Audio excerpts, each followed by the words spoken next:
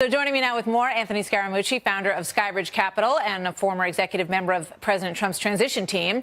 Jessica Tarlov is a Democratic pollster and Bustle.com senior research director. And Mollie Hemingway is a senior editor at The Federalist. Welcome to all of you. So let's go around the horn on this tonight.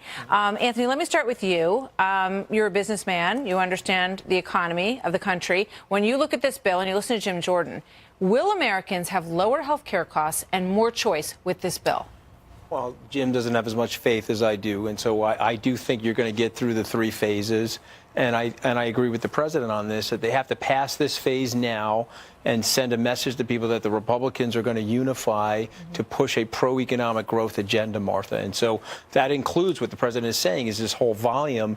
It's health care reform, tax reform, deregulation. Those are the legs of the stool that will lead to more economic growth. And so I would like the guys in the Freedom Caucus to recognize that one thing that we have to do as a fellow Republicans is come together on this issue, even if we don't philosophically agree with every little tenet of it or its purity. And I think the president is making that case well, and I think he's going to be successful here. All right. Jessica, how happy are Democrats at the squabbling that's going on right now within the party? Well, it certainly makes how well Neil Gorsuch is doing seem a little bit better. I, for the first time, agree with the Freedom Caucus, which I don't think has ever happened before. And as much as I love Anthony, I disagree with what he's saying here. I think that Jim Jordan made an incredibly powerful point that people on both sides of the aisle need to take to heart, which is you serve your constituents first and foremost. And the Republicans have campaigned on repeal and replace as long as Obamacare has existed. Now, I don't want it repealed. I understand it needs modifications, and we've discussed that a number of times on this show. But I think that the smart move is to get it right before you do this. And I don't know if they'll get to phase 2 or phase 3, but when you look at the public polling and the average support is between 30 and 35% of this bill, it says plainly and clearly to the administration, we know there are problems with this bill, and we're not willing to give up what we have, the devil we know, per se. For the devil, we have no idea, and that the CBO has painted a very dark picture of. Let's go to Mollie in Washington. Mollie, you're listening to all this. What do you think? Well, it's not really even a battle between Trump and the conservative members of the House. It's really a failure of Republican leadership in the House. When you think back to what happened when Obamacare was pushed through in 2010, American voters responded by giving Democrats the worst defeat of any major party since World War II.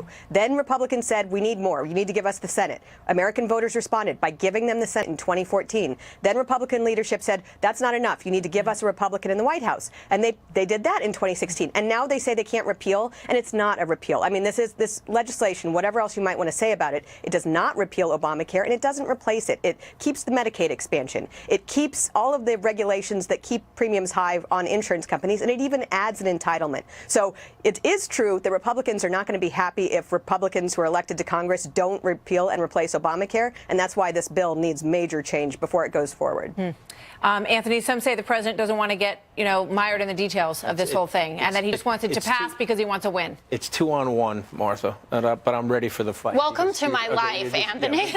Because here's what I would say. Okay, and I get the fact that it's not perfect, and I think what we're struggling with right now as a society is that we're all entrenched. And I do love Jessica as well, but here's the one problem. You have to represent your constituency, but we have a huge problem in the United States right now. We have a slowdown in growth. We have healthcare uncertainty. We have tax reform uncertainty. The corporate tax rate is the highest in the industrial world. The president is trying to come at the House and eventually the Senate with a comprehensive plan to help economic growth. This is one of the pillars in the stool. I didn't say it was perfect, and I'm not sitting here arguing that it's perfect, but I'm telling you what, he got elected for a reason. He got elected to restart the economic engine of growth for the United States, and I think these guys are making a terrible mistake by not backing him in, what did you say it was, the 61st day of his presidency? Come on, fellas, go back to 1980. And look at what they did for Ronald Reagan and back the bill for him. But isn't that an argument for why he should have done tax reform first? I totally agree with you. He campaigned on being a businessman and a CEO, and he said, I can run the United States of America better than a politician because I understand business and the economy.